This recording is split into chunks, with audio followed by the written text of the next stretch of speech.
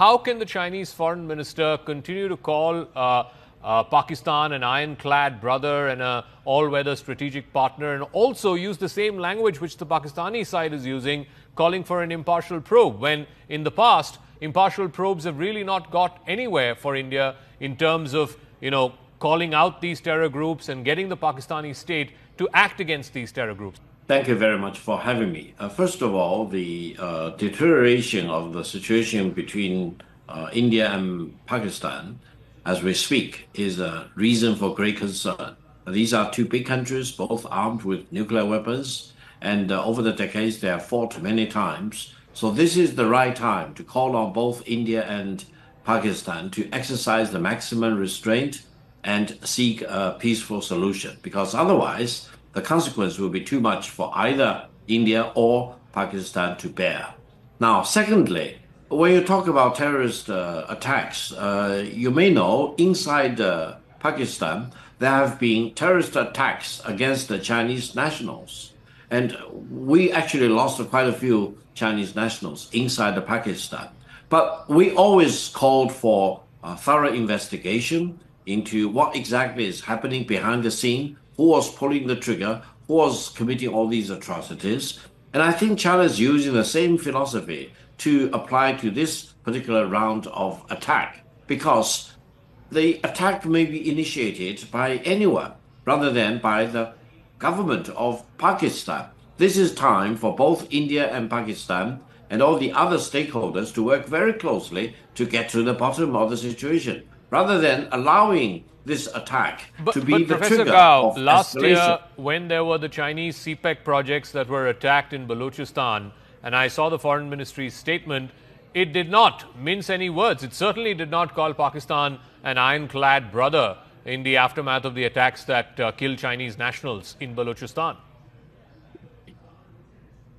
The point is very simple. We need to call for impartial and complete and thorough investigation into the background of this attack before any country should seize this opportunity to use this attack as the trigger for escalation of tensions or even conflict between India and Pakistan. Now, the third point I want to add, please, with your permission, is that China and Pakistan are all-weather ironclad allies.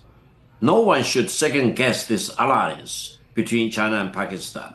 China will always come to Pakistan's help and assistance whenever Pakistan's sovereignty and territorial integrity will be threatened by any country.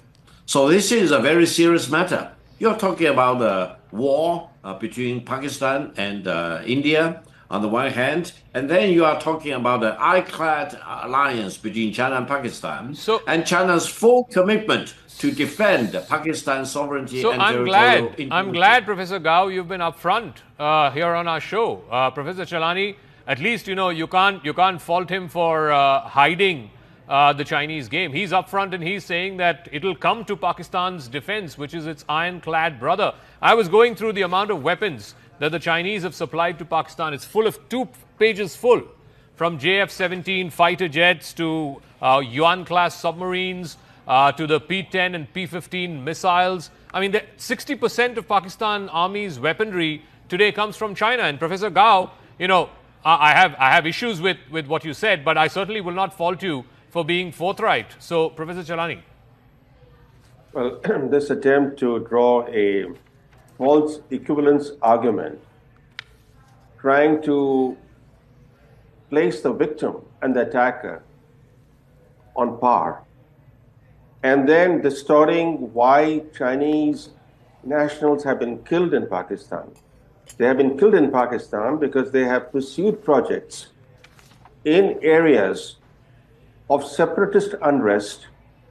These separatist groups have warned China against exploiting the mineral resources and other natural resources in those lands, especially Balochistan. And yet China, with the assistance of the Pakistan military, has engaged in reckless exploitation of the mineral wealth of Balochistan. That's the reason why Chinese nationals have come under attack in Pakistan. In this case, here is one nation whose military has had long-standing ties with terror groups, cozy relationships with these terror groups, which has been responsible for serial attacks on civilians in India, that has been labeled by the West as a mecca of terrorism. China today has the audacity to defend Pakistan and to say openly that it will come to Pakistan's assistance if its territorial sovereignty and integrity are threatened. The fact is that this nexus between China and Pakistan is a clear warning to India that India faces two regional adversaries, both of which are nuclear armed, both of which are revisionist past. Yeah. They are revisionist because they seek to change their borders with India. Both are not content with the status quo. Both are openly hostile to India. And therefore, India should be under no delusion. No, India should claw back on this whole road to normalization. I mean, we have just announced that we're resuming the Mansarovar Yatra. We've just announced that we're resuming direct flights between Delhi and Beijing. India should claw back. I mean, today, Professor Gao, there are credible media reports, there is satellite imagery to show that Chinese logistical movements, including fuel and engineering supplies, near Pakistan's northern regions.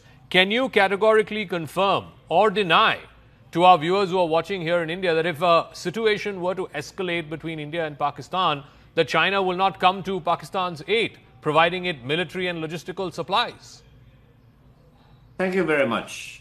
Allow me to make several very brief points. First of all, I have great respect for India as a country and as a nation. On the other hand, allow me to emphasize the size of the Chinese economy today is about 5 times as big as India's economy. This is the reality.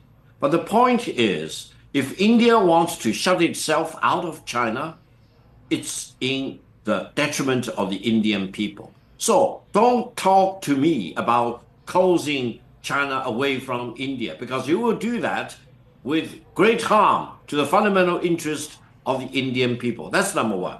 Number two is don't ever underestimate China's commitment to Pakistan to defend Pakistan's legitimate interest of its sovereignty and territorial integrity.